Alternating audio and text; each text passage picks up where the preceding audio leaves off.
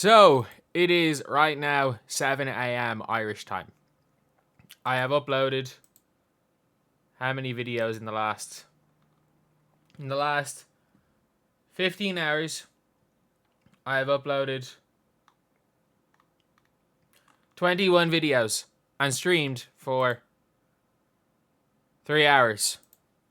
This is the final one for All Star Weekend.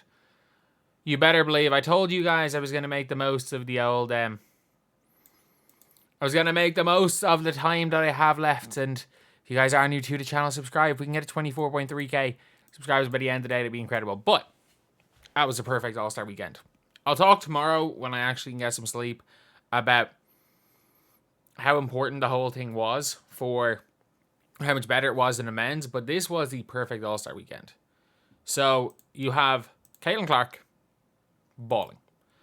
And again, the problem was that she didn't shoot a high percentage, so the anti-Clark crazies are going to say that, but she was full court pressed for the whole game. And she is going through a bit of a shooting slump in her defense. But Angel Reese had her double-double. Angel Reese was really good today. She was really, really good. And then we got the Caitlin Clark to Angel Reese assist. I was going to say it. I was saying it late on in the game, and I think there was like a 3-minute spell where there was like 5 minutes to go, and Caitlin Clark was going to come in. And I think even before that, what's her name said it. She was asked if she wanted to come in for Enrique, and she was like, no. Which is, again, great, because Enrique went off. But Caitlin Clark, if she had to come in a bit earlier, we could have had the best situation possible. A Caitlin Clark assist to break the all-time assist record into the Angel Reese double-double. That's what I would have wanted. You were up 20. If you could have called time out at some stage to make that change, I would have been like, we're up 20. Angel Reese is 8 points. We're doing this. We're running the high pick and roll. We run the high pick and roll until it works. Or they get it back to like 16. But that was obviously a big, big thing. And again, Caitlin Clark didn't shoot the best. So you might be saying, oh, the fans would be disappointed. But no. What Enrique Ogunbowale did was crazy. It was absolutely crazy. And I don't think you can, like, undermine how good that was. And it was an all-around perfect All-Star weekend. Because the draws all played well. Stewie played well. Asia, again, quietly played well, I guess. But she wasn't bad. She wasn't bad by any means. So Angel had a quietly good game. Breanna Steward had a really, really good game. And then Angel Reese was super. I thought Leah Boston was alright when she was on. I thought Leah Boston was fine. Again, a really popular player. And again, we got the highlights. So while Caitlin Clark didn't have the greatest game as far as shooting is concerned, she had 3 highlight passes. 3 absolute, like, passes that nobody not named Caitlin Clark in the WNBA is going to make. And do not tell me Chelsea Gray. Do not. Man, like, I obviously watched Chelsea Gray a little bit. I watched the finals last year, or not finals last year, 2 years ago, where she was unbelievable. But I'm sorry. The Chelsea Gray, the point guard, does not exist anymore. I don't know how bad that foot injury is, but she looks like someone who's come back after an Achilles injury, who can barely move. And we saw the Enrique masterclass. Enrique had 34 points in the second half. Like, is that the most in a half in All-Star? That has to be at least close to the most in a half in All-Star Game history, men or women. Like, it has to at least be close. I don't think it would be. But surely it's close. Surely there can't be more than, like, I don't know, let me say, like, 5 halves that have scored more than 34 points. I want to just check what the most points are. What's most points scored in an All-Star Game half? Most points in a half All-Star Game. Again,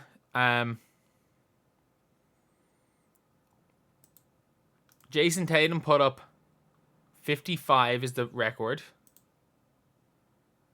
in a half in an All-Star game. That is what I'm trying to find. I can't find it. But considering the fact that she would be in the top 25 of all-time points, I don't think anyone has scored more than 34.5. No, the answer for most points scored in a half, according to StatMuse. Oh no, it's 27. The record is 27 for the most points scored in a half. That definitely can't be the case because Jason Tatum scored 55 points in a game. I genuinely don't know. The record says 27, but it's not 27. Either way, doesn't really matter. She probably does hold the record. That's the scary part, is like, the likelihood is that she holds the record. So I'm trying to even find like points. Scoring most points in a half team, most points in a quarter team, 60 by Team LeBron.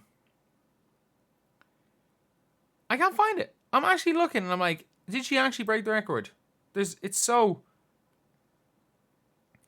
annoying.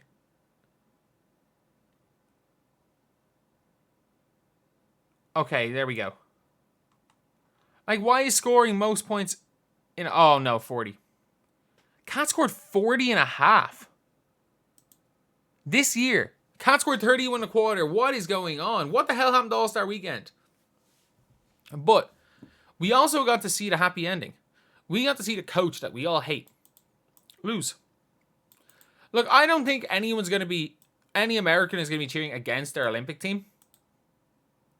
Against another country. But I do think a lot of Americans were cheering for Americans. Like, again, there's one player who is not American, and it's Jonquel Jones on the team. One player who's not American on the team. So, you were basically cheering for the snubs. You were cheering for the we got cut team. The Arike or the like NECA, the biggest snub in the history of Team USA. She was snubbed the year she won MVP. Arike, who didn't even let herself be snubbed. She took her name out of contention. She didn't even let herself be snubbed. And then you've also got Caitlin Clark, who realistically should have made the team. Angel Reese, who, if the team was picked right now, would probably have made the team. So you had all those stories. All those really great stories. And you had just a beast of a team. And they won. They won. You had great basketball being played. They tried. I know the scoreline looks crazy, but like these were two teams that were just gunning. They were both trying to play defense. Heck, they were full court guarding. They were blitzing Caitlin Clark at half court the whole game. They blitzed her at half court the whole game. They weren't putting the same pressure on Arike, but like they still tried to guard her. This wasn't the NBA. This was no layup lines. Was it the intensity of a playoff game? No. Was it the intensity of a regular season game? Probably. I think it probably was the intensity of regular season because Team USA doesn't want to lose. And a lot of people are like, oh, the NBA needs to do this again. But it's like, if you put Team USA versus Team International would not care. It would be a 70-point blowout for Team USA because Luka Doncic would just be taking the piss. Jokic would be taking the piss. And none of the international guys would really care about winning because it's a game. The players don't care. There's no way to make the players care. Simple truth of it all. In the NBA one's done. There's no way to make the players care. And this was the perfect All-Star weekend because everyone who was there comes out happy. Look, Caitlin Clark scored 4 points. But if you were watching the game, she completely controlled the game. Until Arike went off. Like, she had 2 points and 9 assists. And that was right before, I think Arike had 2 shots at this stage.